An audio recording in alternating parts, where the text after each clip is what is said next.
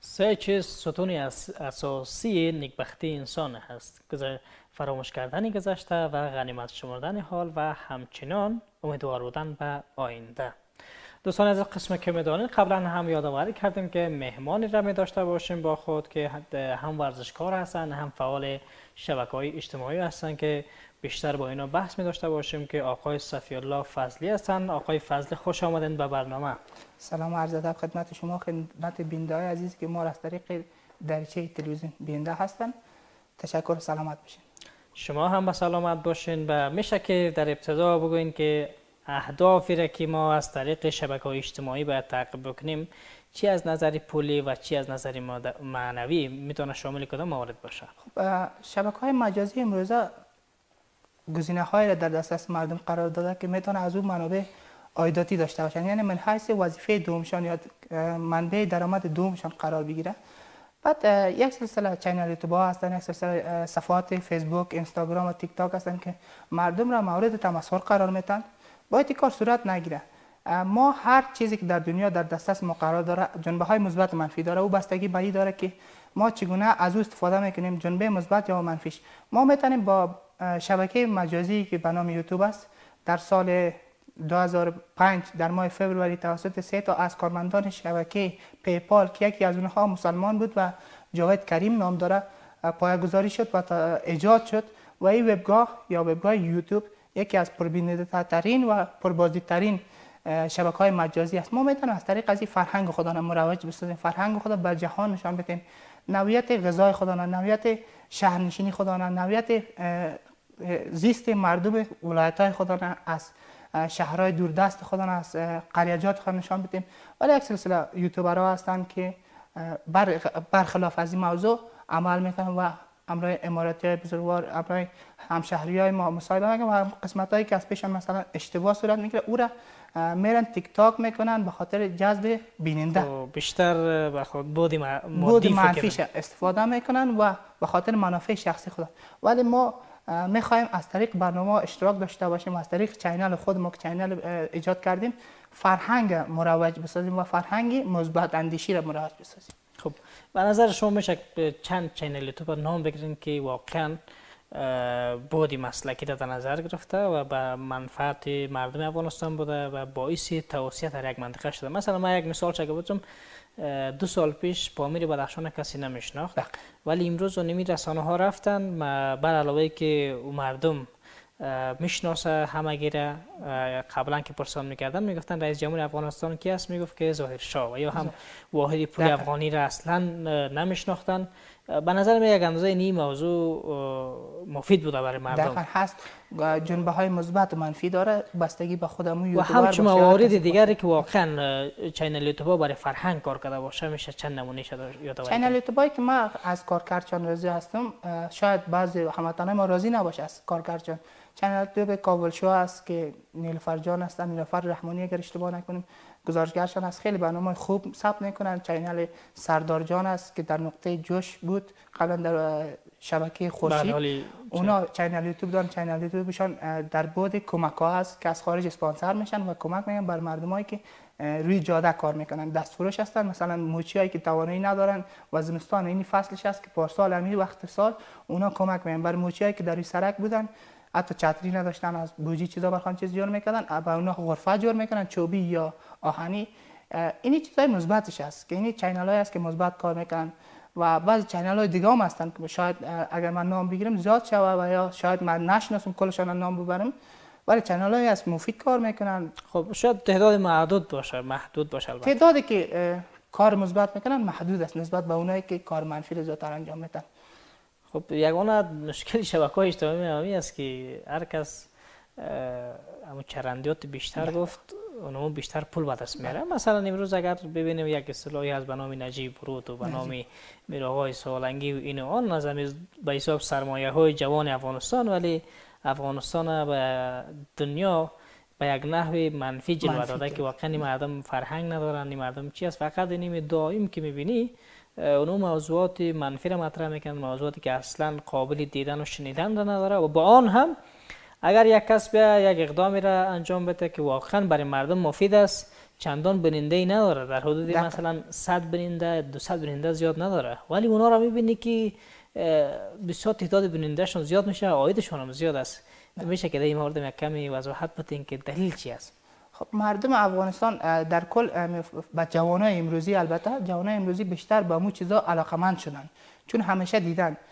بس این است که هر چیزی که در دسترس قرار بگیره مردم دنبال از اون میرن. نجیب بورود شهرت پیدا کرد، مثل از او افراد دیگه هم مثل الپاچینو است و موبینه است و دیگه زیاد اشخاصی هستند که در خارج از کشور به سر میبرن و توسط از این کارهای منفیشان و همین دو دشنامه که میتن در مجازی جنگ است، دعوا است و امثال کارهای منفی دیگه که انجام میتن توسط از شهرت پیدا کرد. وقتی اینا شهرت پیدا کرد مردم دنبال از اونا رفت. حتما این چیزی داره که 4 نفر دیده ما هم پنجم بریم. و الگوریتم یوتیوب یا دیگه صفحات مجازی هم همچین چیز است. هر کسی که بینندش بیشتر شده میره او را دیگه درخواست میده و پیشنهاد میده او را. مثلا اگر ما 5 نفر میریم ما ویدیو نجیب بورود میبینیم، او الگوریتم یوتیوب یا دیگه صفحات مجازی با 5 نفر دیگه رو پیشنهاد میکنه که ببینه دیره. حتما چیز خوب است که دیده شده. بعد از دیدنش الگوریتم یوتیوب نظر به لایک هم، هر ویدیویی که بیشتر لایک میگیره، هر ویدیویی که بیشتر دیده میشه، هر ویدیویی که بیشتر کامنت میگیره، یعنی بازخورد میگیره، او رو دیگه بیشتر پیشنهاد میکنه و جوانا هم میگن حتما پیشنهاد شد ببینیم چی است تا اینکه معتاد از همون چیزا میشن و مورد پسندشون قرار در روحیشون چیز خطور میکنه. مثلا میگن این حتما چیز خوب است ببینه، بعد امور روال ادامه پیدا میکنه و با اونا عادت میکنه. روزی که ویدیو از اونا رو نبینه شاید ایسه گمشدگی یک چیزی را گم کرده باشه. متاسفانه یک چیزی را که فیسبوک و همین یوتیوب یا که تشخیص درست نتونسته، اطلاعات مفید را از غیر مفید هیچ وقت تشخیص نداده.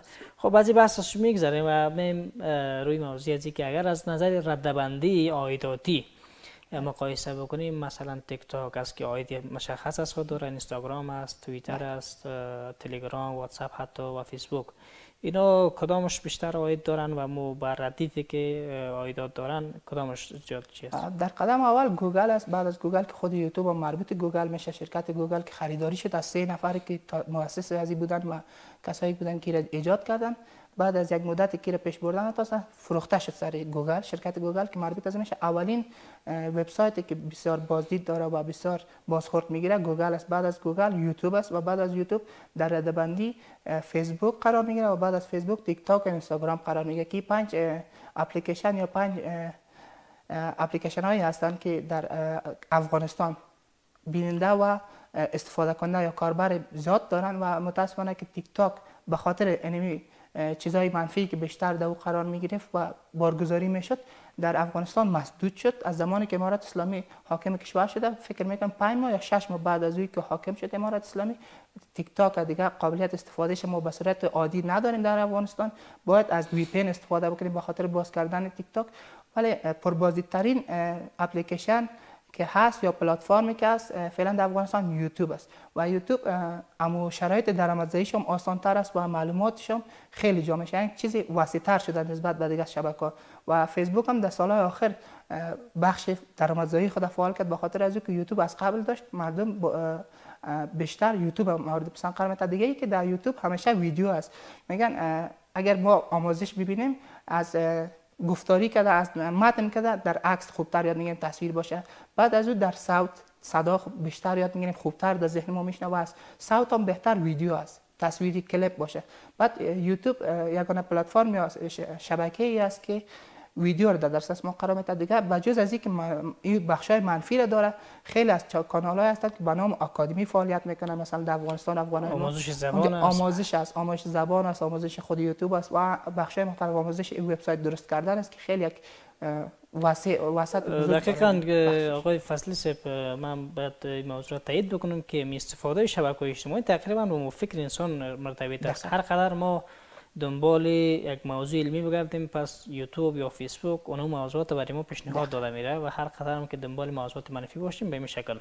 خب یک کس قرار است به بیننده ها هم این سوال و انگیزه ایجاد شود که ما چگونه یوتیوب ایجاد بکنیم و چگونه وارد شویم یک یوزر اکانت شخصی داشته باشیم که تا از این طریق ما فعالیت بکنیم و کدام نوع فعالیت آغاز بکنیم.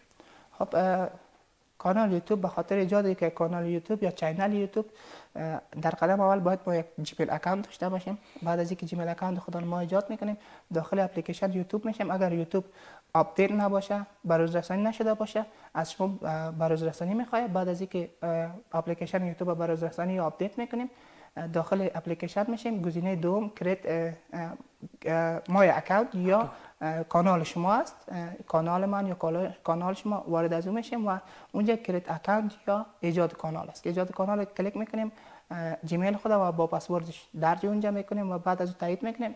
اکانت ما به صورت غیر معیاری ایجاد میشه، یعنی هر چیزی که در ایمیل ما بوده در جیمیل ما بوده اینجا درج میشه. مثلا نامی که در اونجا بوده در نام کانال میشه. بعد از اون ما میریم گزینه تنظیماتش و نام خود چنج میکنیم، نامی که برای کانال خود میخوایم بانیم نام انتخاب میکنیم. بعد از اون لینک یا یو آر ال ش انتخاب میکنیم. بعدش هندل داره که او هندل به خاطر سرچ کردن خیلی مفید است، باید او را تنظیم بکنیم. بعد از اون کانال ما ایجاد شده و ما میتونیم بسیار ساده ویدیو را در کانال خود آپلود بکنیم. بعد باز یک سلسله شرایطی است به خاطر به درآمدزایی رسیدنش، چون اگر یوتیوب قرار باشه بر هر کسی که کانال یوتیوب داره عاید بده خیلی مصرف بالا میره و توانایی زیر نداره. به خاطر از او یک سلسله شرایط را قرار داده که در اون شرایط اولین شرطش است که 1000 سابسکرایبر یا فالوور، مثل که در فیسبوک فالوور داریم در یوتیوب باید سابسکرایبر داشته باشه 1000 تا و 4000 ساعت ویدیوهایی که قبل از این گذاشته شده دیده شده باشه توسط بیننده ها. بعد از اون باز ما میتونیم درخواست بکنیم به کمپانی یوتیوب به صورت آنلاین درخواست بکنیم ما شرایط پوره کردیم میخوایم باید برسیم. زمانی که درخواست ما میتیم بعد از که درخواست ما طی مراحل میشه دیده میشه که ما آیا امو قوانینی که یوتیوب بجز از دو شرط قوانین دیگه ای که داره مثل کپی رایت است که حق استفاده از ویدیوی کسی دیگه است که ویدیوی کسی دیگه ما حق نداریم استفاده کنیم، کپی رایت نشده باشه، چینل ما کپی رایت نگرفته باشه، یعنی از محتوای دیگه کسی استفاده نکنه، از ویدیوهای دیگه کسی استفاده نکنه. بعد اونها حاضر میشن که در ازای هر 1000 بازدید بر ما احتمالا از $2 تا $10 من عاید بتن و کشورها فرق میکنه البته. بله بیننده افغانستان که هستن اگر بیننده های ما افغانی باشد از داخل افغانستان باشه درآمدش کمتر میشه. بعد هر کشور ردبندی داره. خیلی خوب.